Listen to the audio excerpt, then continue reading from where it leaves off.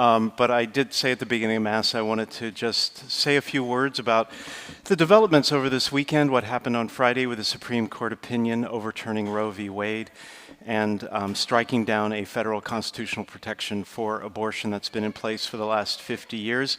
And I want to talk with you about the aftermath that, we've seen all this violence and so forth. So just a few things.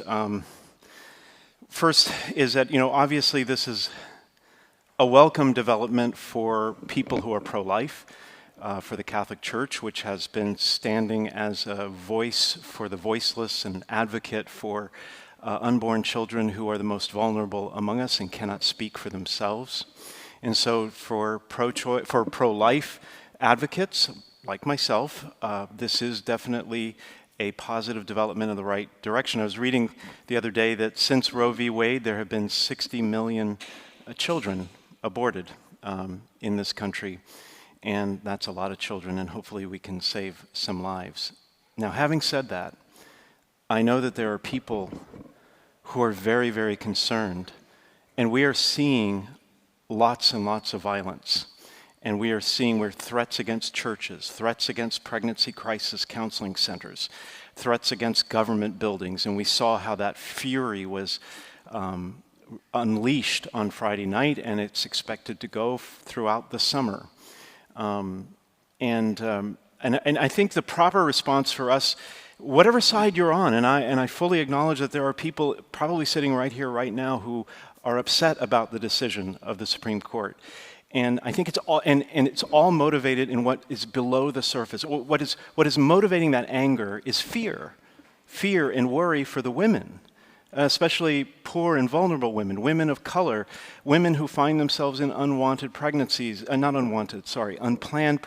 and crisis pregnancies.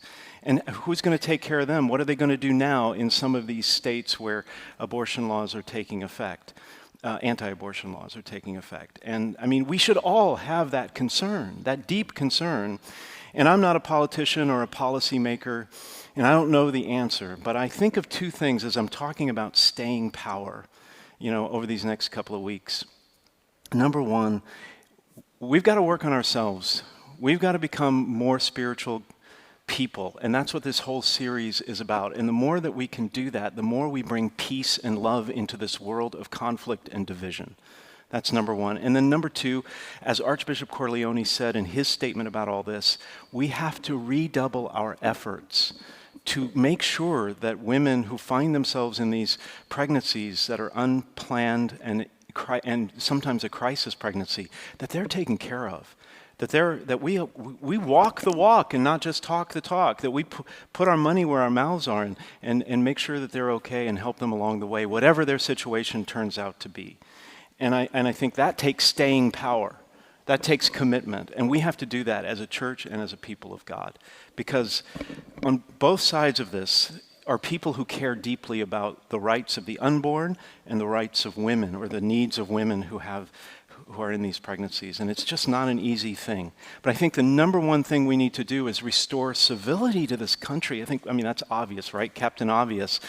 We have to restore civility, and it begins with us. So as you're talking with your neighbors and your friends about this, whatever side you're on, please try to be tolerant. Please try to understand the other side. Please listen more than you speak.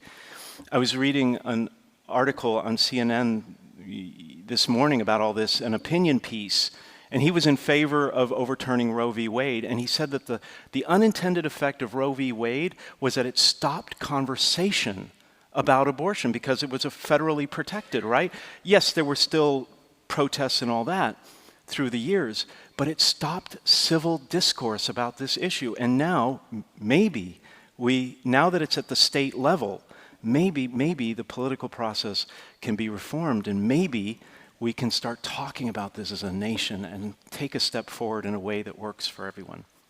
I know I'm a Pollyanna, but that's what I'm hoping. And I know we're all unsettled about this, and I just ask you to please stay safe, pray, be committed in whatever way you need to be committed and can be committed. Thank you for listening. I'm sorry for holding you over a few minutes. I hope you have a... Thank you, Bob.